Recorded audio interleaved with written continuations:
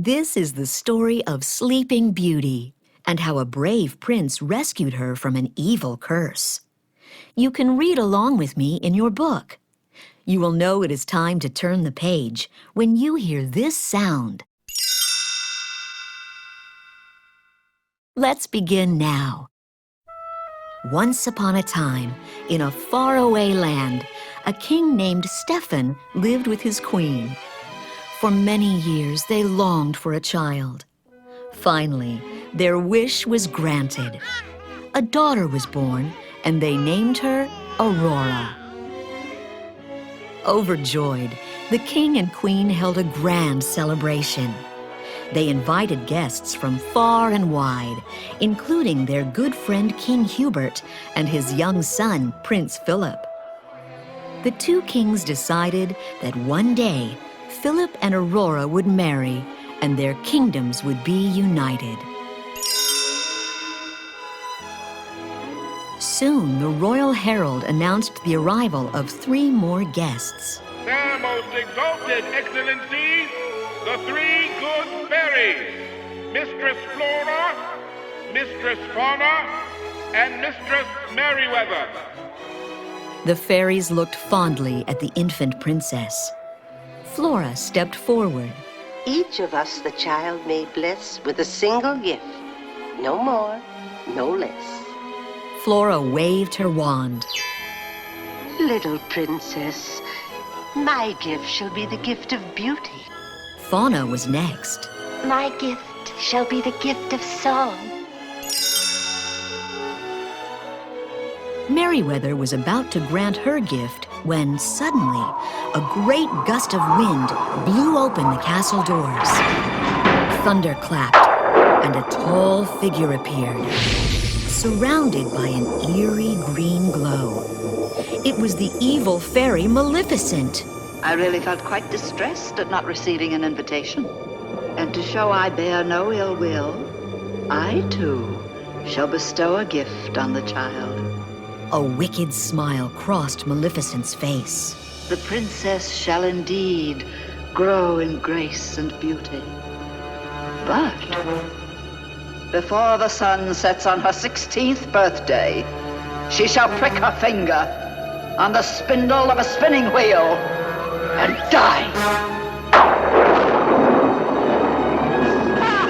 Laughing cruelly, Maleficent vanished in a flash of light.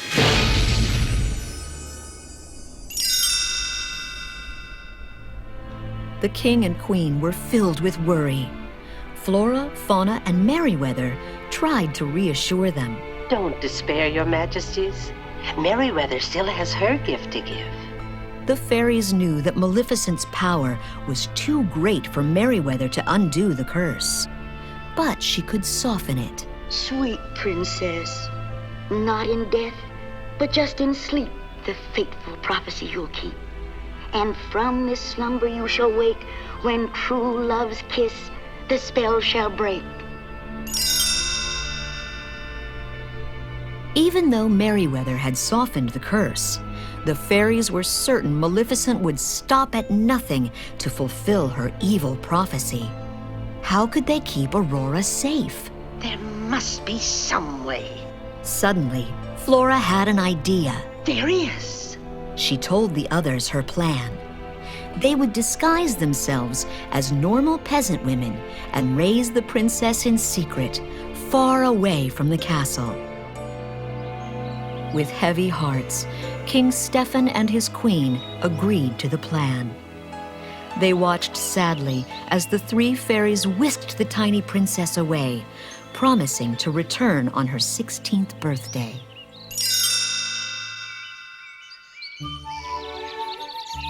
Many years passed. Flora, Fauna, and Merryweather raised Aurora in a cozy cottage deep in the forest. They pretended to be her aunts and never used magic.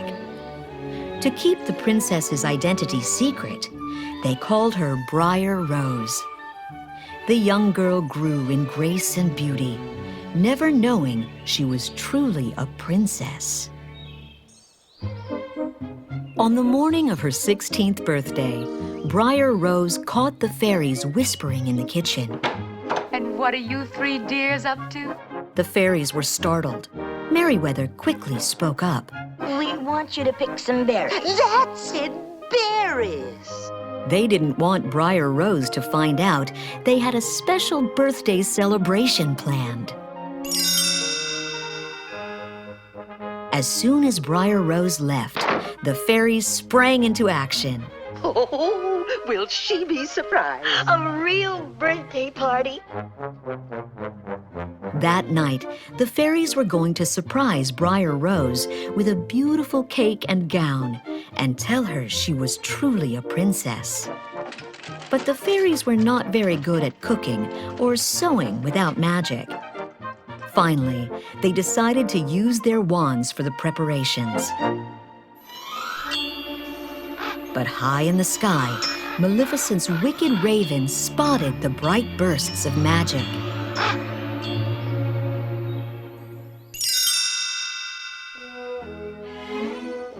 Meanwhile, deep in the forest, Briar Rose told her animal friends about a prince she had dreamed of. While she was talking, a stranger riding through the woods spotted her. It was Prince Philip.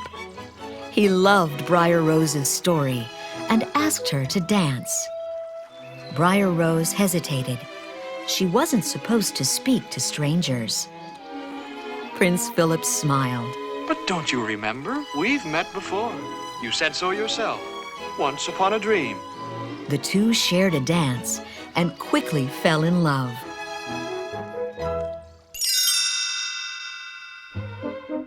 Briar Rose hurried home. She couldn't wait to tell her aunts about her new true love. When she arrived and saw their beautiful gifts, her heart felt as though it would burst. Oh, you darlings. This is the happiest day of my life. Just wait till you meet him. Him? The fairies grew very worried. They didn't know the man Briar Rose had met was Prince Philip. You're already betrothed to Prince Philip, dear. Flora explained that Briar Rose was actually Princess Aurora. Tonight we're taking you back to your father, King Stephen. Aurora was heartbroken, but she dutifully went with the fairies to the castle. As they left, they didn't see Maleficent's raven watching them go. The raven flew straight to Maleficent. The sun had not yet set, and there was still time to fulfill the curse. At the castle, the fairies gave Aurora a few moments alone. Suddenly, Maleficent appeared and placed the princess in a powerful trance. The evil fairy led her to a secret room with a spinning wheel. Touch the spindle. Touch it, I say. Aurora touched it and instantly fell into a deep sleep. Maleficent cackled as Flora, Fauna, and Merryweather found Aurora collapsed on the floor. Then Maleficent vanished.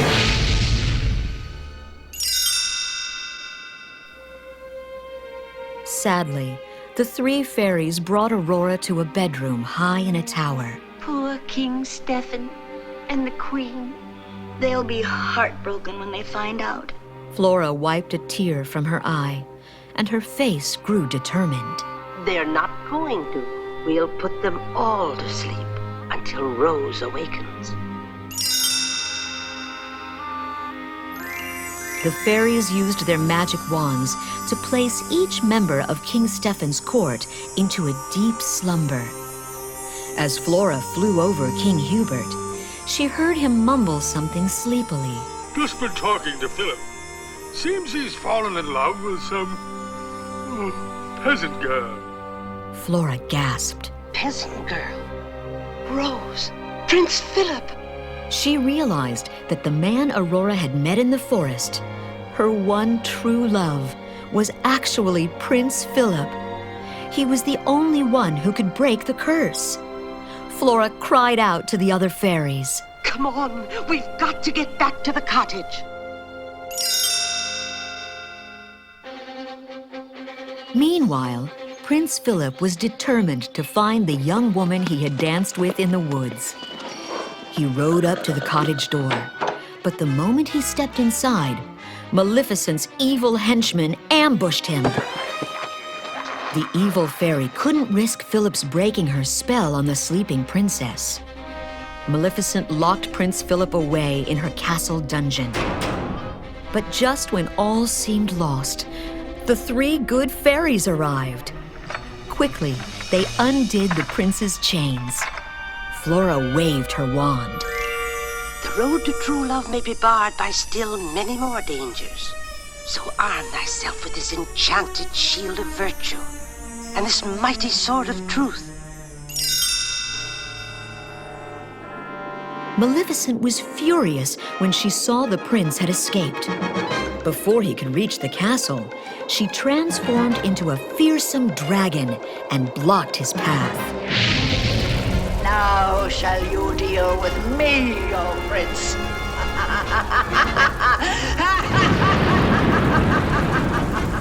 Prince Philip fought bravely, but the dragon cornered him on a high ledge.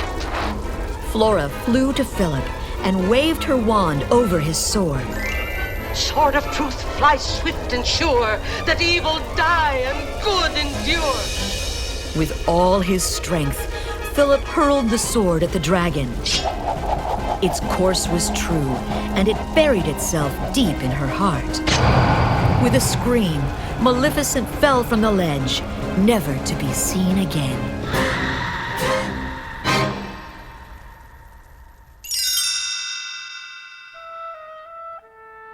Flora, Fauna, and Merryweather quickly led Philip to Aurora's tower. When he reached Aurora's bedside, he gazed lovingly at the sleeping princess. It was the same beautiful girl he had met in the forest. Gently, he laid a soft kiss upon her lips. Aurora's eyes fluttered open, and she smiled. Together, the prince and princess walked down the steps to the great hall.